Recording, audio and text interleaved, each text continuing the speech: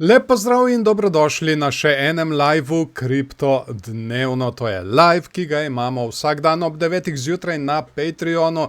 In če to spremljate kasneje preko YouTubea in se mi želite pridružiti v živo, so povezave spodaj v opisu in pri petem komentarju. In če spremljate kasneje preko YouTubea, se ne pozabite naročiti na moj kanal, da ne boste kakšnega posnetka tega livea zamudili. Poleg tega se pa priporočam tudi za kakšen všeček, da algoritem to tudi lepo požene naprej. No, danes je četrtek, 9. april in trenutno od včeraj se ni dogajalo nič kaj dosti zanimivega. Mi smo dobili tole lepo rast in od takrat naprej imamo konsolidacijo. Tako da vse tele plane, ki smo jih imeli prej, bom jaz lepo pobrisal, da bomo imeli čisti graf. Kaj se je edino zgodilo včeraj? Tukaj se je očitno naredil nek čuden dvojni vrh in od takrat naprej počasi, ampak vztrajno padamo naprej. Ampak vseeno to bi se dalo bolj upoštevati kot konsolidacija. Konsolidacija pa pomeni ob taki eksplozivni predhodni rasti, da bi se tale rast lahko še nadaljevala in mi še vedno spremljamo. Tukaj imamo 15-minutni časovni interval, tukaj enournega. Kaj še vedno spremljamo? Tole zgornjo trend linijo, ki je ves ta čas delovala kot odporna. In tudi tole spodnjo, ki je ves ta čas delovala kot podporna.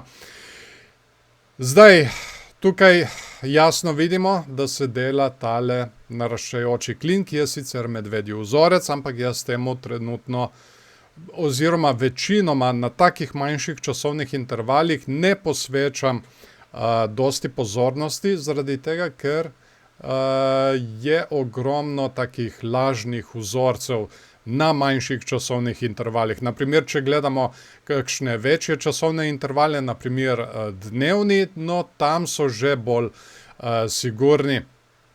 Kaj bi jaz zdaj najbolj gledal, je tukaj na 15-minutnem časovnem intervalu lahko vidimo, da je kar precej ljudi začelo staviti na padec. Očitno so videli tale čudni dvojni vrh.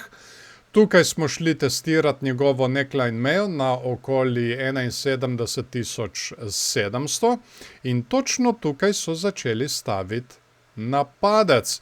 In kje imajo po mojem stop losse, po mojem največ tukaj na okoli 73.000. Tako da to bi lahko bilo nadaljne gorivo za navzgor, da gremo mi pobirati tukaj še tole mejo na 73.000 in potem naprej imamo seveda še eno mejo na okoli 75.000. Zdaj, kar se tiče tukaj enournega časovnega intervala, mi izgleda trenutno zelo lepo. Sicer tukaj delamo tole medvedjo divergenco, imamo vrh, višji vrh v gibanju cene in pa vrh, nižji vrh pri RSI-ju. Zdaj, mi to medvedjo divergenco lahko še vedno nadaljujemo. Kar jaz zdaj gledam tukaj je, imeli smo tole skrito bikovsko divergenco in smo dobili tale velik pok navzgor. Zdaj smo spet blizu, da mi naredimo še eno skrito bikovsko divergenco, ampak nimamo je še. Jo bom trenutno samo nakazal.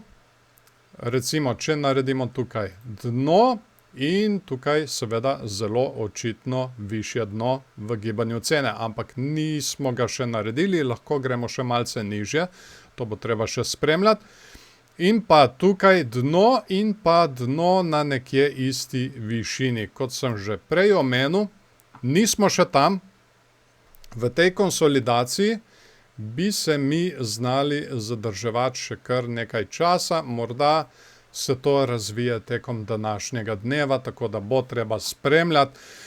Če bo karkoli zanimivega, bom seveda dodatno obveščal preko Patreona Tako da, če se mi želite pridružiti tudi tam, seveda so povezave spodaj v opisu in pripetem komentarju. Poglejmo si mi zdaj še likvidacijske cone. Tukaj imamo naštimano na 24 ur in ja, to potrjuje tole našo teorijo. Ogromno ljudi, ki so stavili na padec, tukaj na okoli 73 tisoč. Tako da ta konsolidacija bi znala trajati zdaj še nekaj časa in potem bi mi lahko šli tole gor pobirati. Lahko počakamo še malo časa, da se začnejo nabirati kratke pozicije še v tej coni. Tukaj od 71.300 pa vse do tam nekje 73.000 bomo videli, kako se bo tole izteklo. In še Ethereum. Ethereum, zelo podobna struktura. Tukaj tudi dvojni vrh v tej konsolidaciji in potem počasi lezemo dol. Kaj smo mi zdaj šli testirati? Mi smo šli testirati tole mejo na okoli 2170, ki bi znala delovati kot podpora. Tudi tukaj vidimo tale prejšnji vrh. Tale vrh na 2170, od katerega smo se odbili. Zdaj, po mojem, da ni še konec, tukaj vidimo tale rep, tele svečke. Po mojem bi mi tole mejo znali testirati še s polnim telesom svečke. Je pa zanimiv RSI na enournem časovnem intervalu, tudi tukaj, sicer nismo še tega naredili, ampak bi se znalo zgoditi, da mi dobimo skrito bikovsko divergenco in potem seveda nadaljujemo naprej gor z novo rastjo. Kot vidimo, Ethereum se zelo lepo obnaša in gre praktično točno po našem bikovskem planu, kaj mi zdaj pričakujemo. Seveda odboj od tele meje in potem, da gremo še naprej,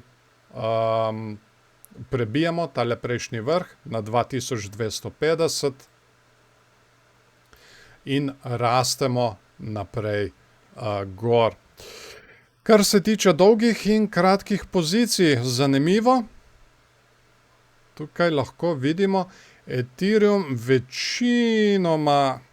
večinoma je kar precej nevtralen, so se pa začele nabirati dolge pozicije tukaj točno na tem vrhu. Tukaj so ljudje že bili kaznovani. In pa dolge pozicije tukaj na tem dnu, kje imajo stop losse, po mojem tik pod tem dnom, in tukaj dobimo ven mejo 2155. Lahko se zdaj zgodi, da preden mi nadaljujemo z rastjo, gremo prej pobirati tukaj tole likvidnostno območje in šele potem nadaljujemo z rastjo. Bo pa vsekakor še zanimivo za spremljati.